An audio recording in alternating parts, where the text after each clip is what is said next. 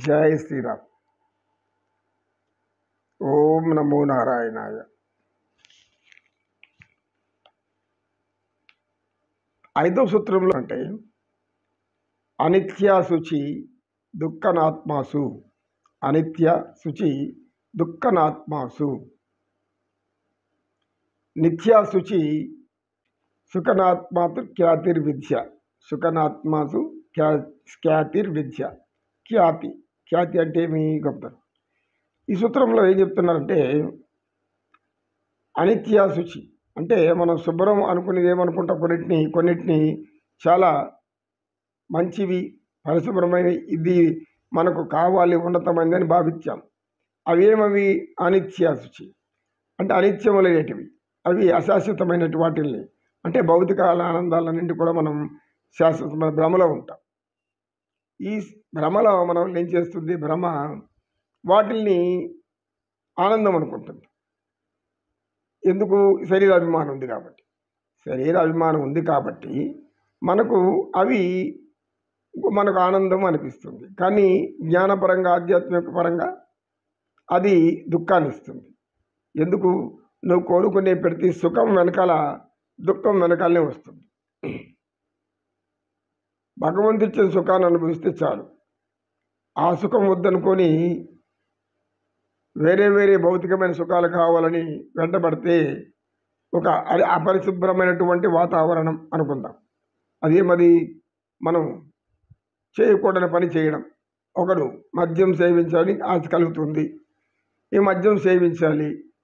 ఇది అనిత్యమా నిత్యమా, సుఖమా దుఃఖమా, ఎవరికి అర్థం కాదు. ఎందుకంటే మందు కొట్టే వాళ్ళతో ఆ మందు అభిమానులు, ఈ మత్తుపానాల అభిమానులు, వాళ్ళు దాని సుఖం అనుకుంటారు. అలా దానికి అలవాటైపోయి ఏమవుతుంది, శరీరంలో ఉండే అవయవాలు కొట్ట క్షీణిస్తాయి. ముందు కాలేయం దెబ్బతింటుంది. ఎందుకు కాలేయం దెబ్బతింటుంది? మత్తు పదార్థాలు వాడేవారికి, మత్తు పానీయాలు వాడేవారికి మత్తు పానీయాలను ఒక అలవాటుగా చేసుకొని దాన్ని నిత్యం బానిస అయిపోయి, దానికి శరీర విజ్ఞాన శాస్త్రం మొట్టమొదట మన కాలేయం అని ఒకటి ఉంది, దాని లివర్ అంటారు. ఈ కాలేయము, దీనికి ఒక ప్రత్యేకమైనటువంటి గొప్ప శక్తి ఇచ్చాడు భగవంతుడు. మన శరీరంలో అవయవాలన్నీ కూడా భగవంతుడు ఇచ్చినటువంటి గొప్ప శక్తులే. మనం దాన్ని పాటు చేసుకుంటున్నాం, సుఖం పెట్టుకోవడం లేదు. మద్యము, మత్తు పానీయం ఇవన్నీ సేవించడం వల్ల మొట్టమొదటిగా ఈ కాలేయం అనేది దెబ్బతింటుంది. ఎందుకంటే దీనికి ఒక శక్తి ఉంది.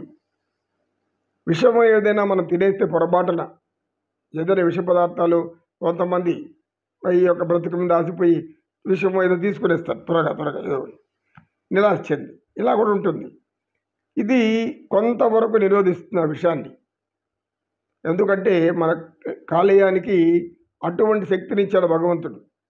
విషాహారాల్ని తగిన మోతాదు వరకు దాన్ని అరిగించేస్తుంది. అది విషం తలకెక్కనివ్వదు, రక్తంలో కలిసిపోనికుంటే ఈ యొక్క కాలేయం కాపాడుతుంది. అలాంటి కాలేయము ఈ మత్తు పదార్థాలు వీళ్ళు సేవించేవన్నీ కూడా విషతుల్యాలు. అంటే దాంట్లో కొద్దిగా విషమే కలిపి ఉంటారు, అందుకే మత్తు వస్తుంది. పాముల విషము, అనేక రకాల విష పదార్థాలు దానిలో కలపడం వల్ల, పులియబెట్టడం వలన వాటిని మద్యంగా తయారు చేస్తారు. అందులో విషం ఉంటుంది, కొద్దిగా విషం, కానీ వాళ్ళకి ఏం కాదు. ఎందుకు కాదు అంటే మత్తు మాత్రమే వస్తుంది.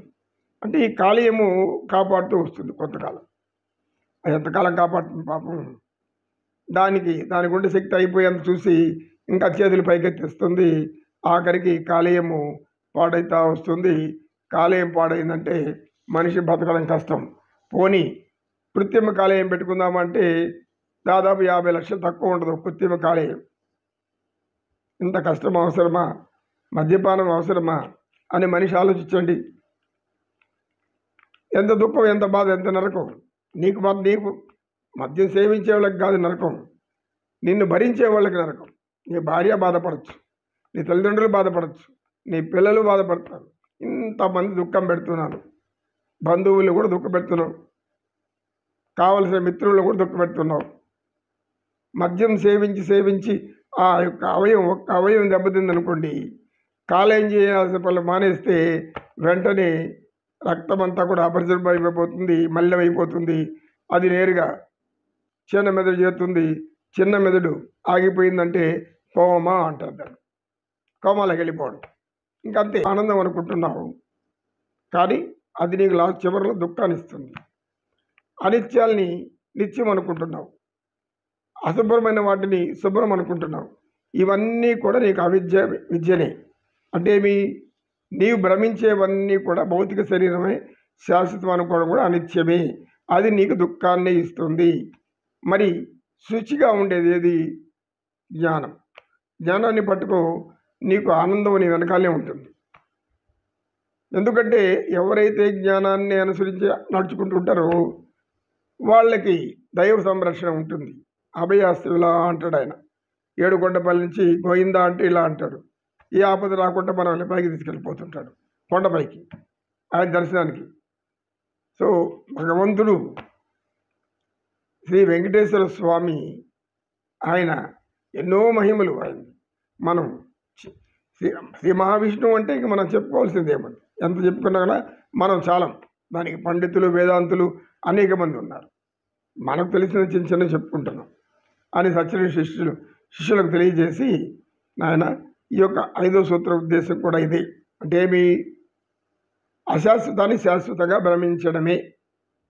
అశాశ్వతాన్ని శాశ్వతం అనుకుంటే దుఃఖం, అశాశ్వతం అశాశ్వతమే, శాశ్వతమైంది ఆత్మ జ్ఞానం అనుకుంటే ఆనందం, ప్రశాంతత.